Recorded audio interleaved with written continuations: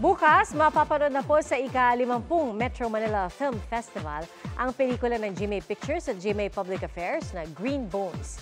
Inulan po ito ng mga positibong review kaya todo ang pasasalamat ng cast and crew. Papuri ng ilang kritiko sa pelikula, Filipino cinema at its finest. 5 out of 5 stars din ang ibinigay ng The Manila Feed, Richard Paglikawan ng Lion RTV at My Movie World.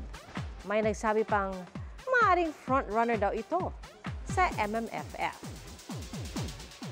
Bukas po, mag-iikot naman ang cast ng Green Bones sa mga piling sinahan sa Metro Manila.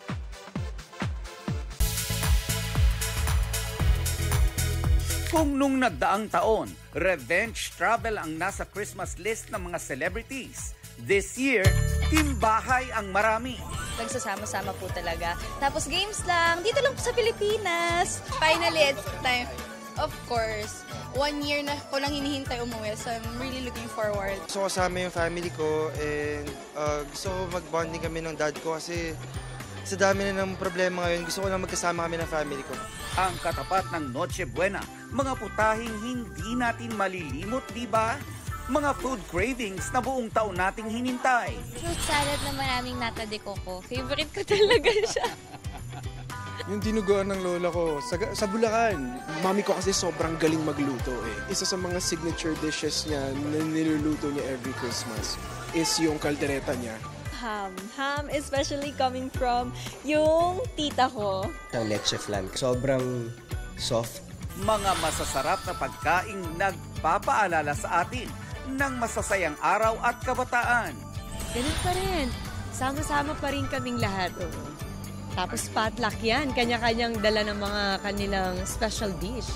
Unang-una yung potato salad ng nanay ko, tsaka embutido. Tsaka syempre yung menudo ni Lola. Pork chop ni Mama. Oo, pork chop ni Mama rin, syempre. Sa bawat salo-salo ng Noche Buena, hindi lang pagkain ang pinagsasaluhan, kundi ang pagmamahal, tawanan, at mga alaalang nagpapaalala kung gaano kahalaga ang pagiging magkakasama bilang isang pamilya. Para sa GMA Integrated News, Nelson Canlas ang inyong saksi.